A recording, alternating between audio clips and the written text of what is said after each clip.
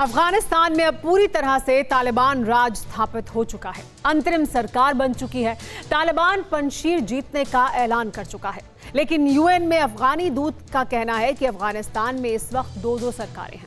हालांकि तालिबान पंजशीर जीतने का ऐलान कर चुका है, लेकिन पंजशीर के विद्रोहियों का दावा है कि घाटी के ज्यादातर हिस्से पर अब भी उसी का कब्जा है।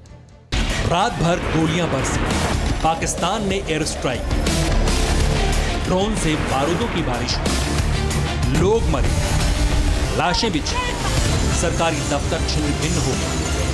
छत विछत व्यवस्था पर तालिबान ने अपना सफेद झंडा लहरा दिया और पंजशीर पर तालिबानी कब्जे का ऐलान किया। पाकिस्तान की मदद से पंजशीर को पंजे में दबोचने के दावों के बाद तालिबान ने आंतरिक सरकार भी बनाई, लेकिन तालिबान के पंजशीर पर दावों पर सवाल उठने लगे। सवाल ये, क्या तालिबान का पंजशीर कब्जा करने का दावा झूठा है? क्या पंजशीर की घाटी अब भी आजादी की सांस ले रही है? क्या पंजशीर घाटी की खूनी लड़ाई अभी भी बाकी है? ये सवाल यूं ही नहीं उठ रहे। इन सवालों के पीछे है नॉर्दर्न अलायंस का नया दावा। तालिबान भले ही पंजशीर घाटी को जीतने का दावा कर रहा हो, लेकिन अहमद मसूद की अगुवाई वाली रेजिस्टेंस फोर्स ने दावा किया कि पंजशीर का 60% इलाका अब भी उनके कब्जे में है।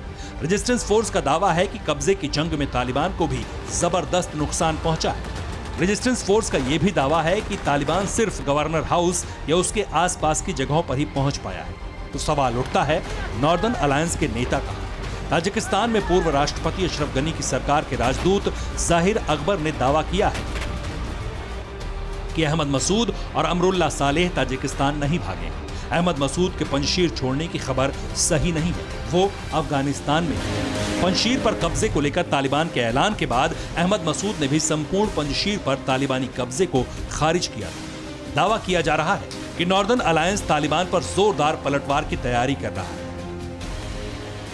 बता दें कि 5000 मीटर ऊंची चोटियों से घिरी पंजशीर घाटी में करीब 2.25 लाख लोगों का घर है। दिल्ली से करीब 2.25 गुनी बड़ी पंजशीर घाटी अफगानिस्तान का सबसे छोटा प्रांत है। पंजशीर घाटी में आधी से ज्यादा आबादी ताजिक है।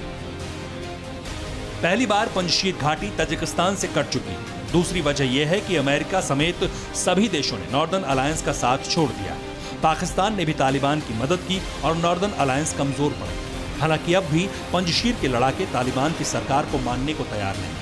सूत्रों का कहना है कि अगले कुछ दिनों में दुनिया भर से मिलने वाले समर्थन के हिसाब से अहमद मसूद का नेशनल रेजिस्टेंस फ्रंट आगे की रणनीति तय करते हुए अपनी सरकार बनाने की घोषणा करेगा। अफगानिस्तान के यूनाइटेड नेशन में स्थायी प्रतिनिधि नासिर अंदिशा ने बयान जारी करते हुए कहा कि अफगानिस्तान में अब 2 सरकारें, एक सरकार एमिरेट्स ऑफ तालिबानिस्तान की है, जबकि दूसरी सरकार रिपब्लिक ऑफ अफगानिस्तान की है।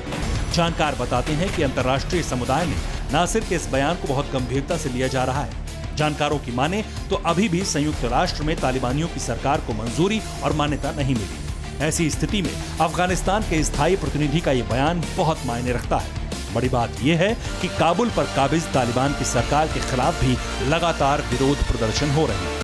परवाह देश की, सोमवार से शुक्रवार रात 10 बजे TV9 भारतवर्ष पर।